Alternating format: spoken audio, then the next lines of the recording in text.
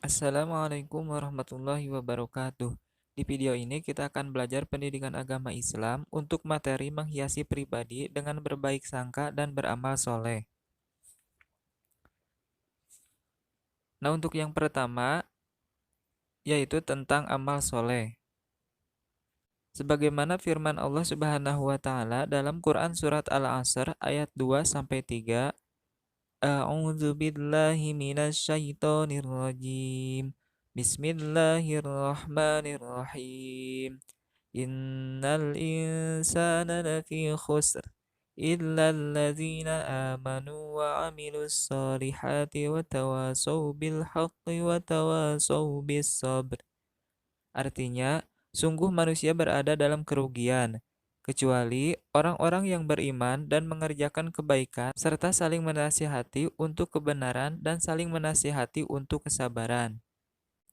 Nah, dalam ayat ini Allah Subhanahu wa taala menegaskan bahwa sesungguhnya manusia berada dalam kerugian kecuali yang melakukan empat hal berikut, yaitu beriman kepada Allah Subhanahu wa taala, beramal soleh atau amal kebajikan, saling menasihati untuk kebenaran, dan saling menasihati untuk kesabaran. Kata amal soleh berasal dari kata amilus solihat, yaitu segala perbuatan yang bermanfaat bagi dirinya atau orang lain, dan sesuai dengan akal rasional, Al-Quran, serta As-Sunnah. Antara iman dan amal soleh merupakan satu kesatuan dan tidak dapat dipisahkan. Seseorang yang beriman tanpa diikuti amal soleh, maka keimanannya tidak ada artinya. Sebaliknya, amal soleh tanpa didasari iman yang benar, maka amalnya tidak ada nilainya di hadapan Allah Subhanahu wa Ta'ala. Keimanan harus dibuktikan dengan amal soleh, dan amal soleh harus dilandasi dengan keimanan yang benar. Kebalikan dari amal soleh adalah amal sayyi'ah, yaitu amal yang mendatangkan mudarat bagi pelakunya maupun bagi orang lain. Nah, maka seseorang yang melakukan amal sayyi'ah ini akan merasakan kerugian di dunia maupun di akhirat. Karena setiap amal baik atau buruk, meskipun sangat kecil, tetap akan mendatangkan balasan yang adil dari Allah Subhanahu wa taala. Firman Allah Subhanahu wa taala dalam Quran surat Al-Zalzalah ayat 7 sampai 8, فَمَن يَعْمَلْ مِثْقَالَ ذَرَّةٍ خَيْرًا يَرَهُ وَمَن يَعْمَلْ مِثْقَالَ ذَرَّةٍ شَرًّا يَرَهُ. Artinya, maka siapa yang mengerjakan kebaikan sebesar zarah atau biji sawi, niscaya dia akan melihat balasannya. Dan siapa yang mengerjakan kejahatan seberat zarah atau biji sawi, dia akan melihat balasannya. Suatu amal soleh akan sah jika memenuhi syarat sebagai berikut. Amal soleh dilakukan dengan mengetahui ilmunya.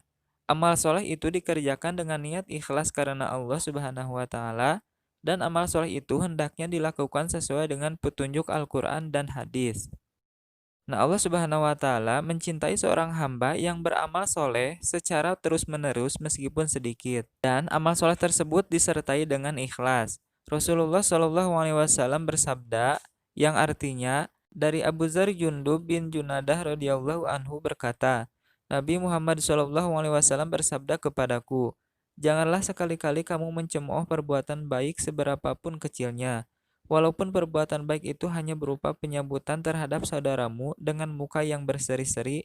Hadis riwayat Muslim. Nah, amal soleh itu terbagi menjadi tiga bagian, yaitu amal soleh terhadap Allah Subhanahu wa taala, amal soleh terhadap manusia, dan amal soleh terhadap lingkungan. Amal soleh terhadap Allah Subhanahu wa taala yaitu menjalankan perintah Allah Subhanahu wa taala dan meninggalkan larangannya. Contohnya, kita melakukan sholat, zakat, puasa, membaca Al-Quran, dan ibadah-ibadah lainnya. Kemudian amal soleh terhadap manusia yaitu menjalankan hak dan kewajiban terhadap sesama manusia. Contohnya adalah memberikan senyuman, bersikap ramah, bertutur kata yang santun, dan menolong kaum duafa. Kemudian amal soleh terhadap lingkungan alam yaitu menjaga kelestarian alam. Contohnya adalah membuang sampah pada tempatnya, menjaga kebersihan, mendaur ulang sampah, dan melakukan penghijauan. Kemudian ada yang disebut dengan amal jariyah. Amal jariyah yaitu perbuatan kebajikan yang dilakukan secara ikhlas dengan mengharapkan ridha Allah Subhanahu wa taala dan mendatangkan pahala bagi pelakunya meskipun ia telah meninggal. Pahala amal jariah akan terus mengalir selama orang yang masih hidup masih dapat memanfaatkan hasil kebajikan yang ia tinggalkan di dunia. Rasulullah Shallallahu alaihi wasallam bersabda yang artinya dari Abu Hurairah bahwa Rasulullah Shallallahu alaihi wasallam bersabda, apabila salah seorang manusia meninggal dunia, maka terputuslah segala amalnya, kecuali 3 perkara: sedekah jariah, ilmu yang bermanfaat baginya, dan anak solih yang selalu mendoakannya. Hadis riwayat Muslim. Nah, kemudian manfaat beramal soleh. Yang pertama, diberi ampunan dan pahala yang besar oleh Allah Subhanahu wa taala.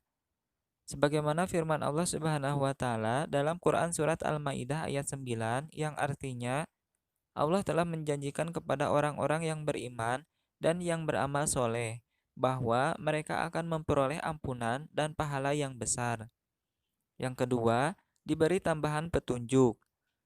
Firman Allah Subhanahu wa taala dalam Quran surat Maryam ayat 76 yang artinya, dan Allah akan menambah petunjuk kepada mereka yang telah mendapat petunjuk, dan amal kebajikan yang kekal itu lebih baik pahalanya di sisi Tuhanmu dan lebih baik kesudahannya. Yang ketiga, diberi kehidupan yang baik dan layak. Firman Allah Subhanahu wa taala dalam Quran surat An-Nahl ayat 97 yang artinya, siapa mengerjakan kebajikan, baik laki-laki maupun perempuan, dalam keadaan beriman, maka pasti akan kami berikan kepadanya kehidupan yang baik dan akan kami berikan balasan dengan pahala yang lebih baik dari apa yang telah mereka kerjakan.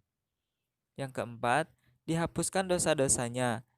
Firman Allah Subhanahu wa taala dalam Quran surat Al-Ankabut ayat 7 yang artinya, dan orang-orang yang beriman dan mengerjakan kebajikan pasti akan kami hapus kesalahan-kesalahannya dan mereka pasti akan kami beri balasan yang lebih baik dari apa yang mereka kerjakan. Yang kelima, dijauhkan dari kerugian di dunia dan akhirat.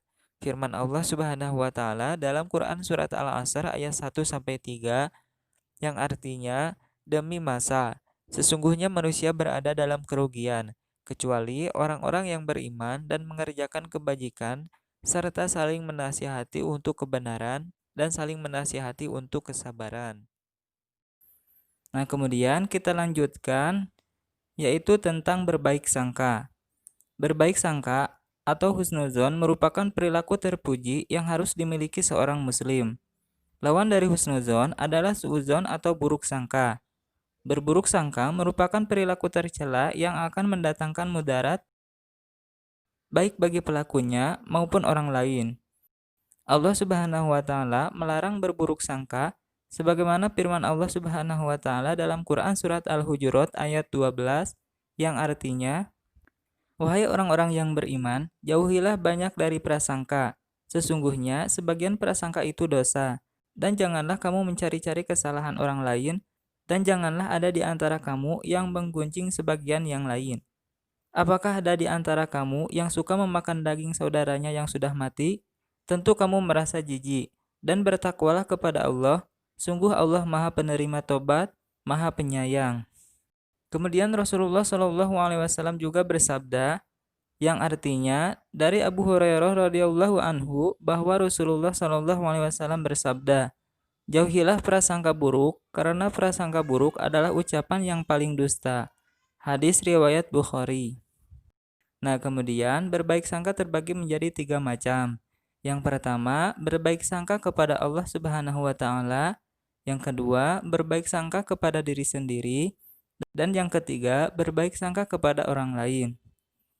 Yang pertama, berbaik sangka kepada Allah Subhanahu wa taala.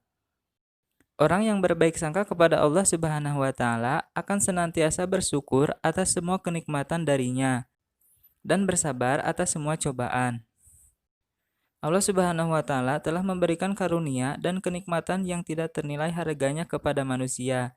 Maka sudah seharusnya manusia bersyukur kepada Allah Subhanahu wa taala. Nah, kita juga harus bersabar atas semua cobaan. Allah Subhanahu wa taala memiliki sifat-sifat sempurna dan tidak mungkin Allah Subhanahu wa taala menghendaki keburukan bagi hamba-hambanya. Setiap cobaan dan ujian dari Allah Subhanahu wa taala tidak bertujuan menyakiti hambanya, tetapi untuk menguji ketaatan, keimanan, dan kesabarannya.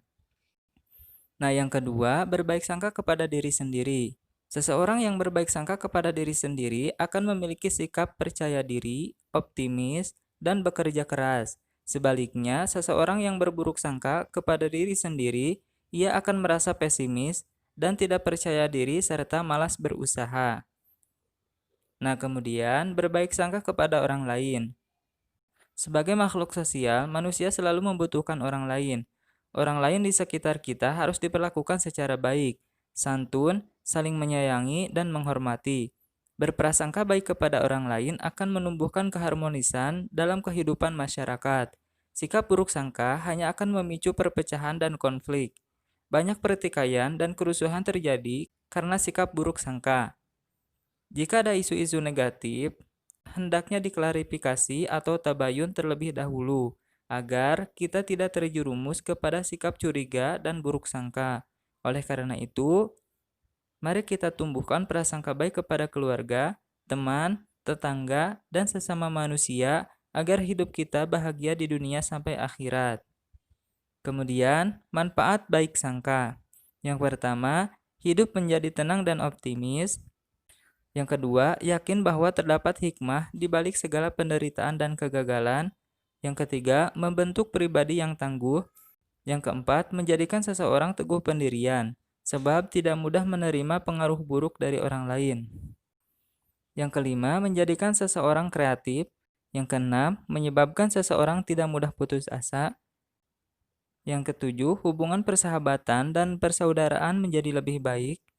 Yang kedelapan, terhindar dari penyesalan dalam hubungan dengan sesama. Yang kesembilan, selalu senang dan bahagia atas kebahagiaan orang lain. Sekian video kali ini, semoga bermanfaat. Wassalamualaikum warahmatullahi wabarakatuh.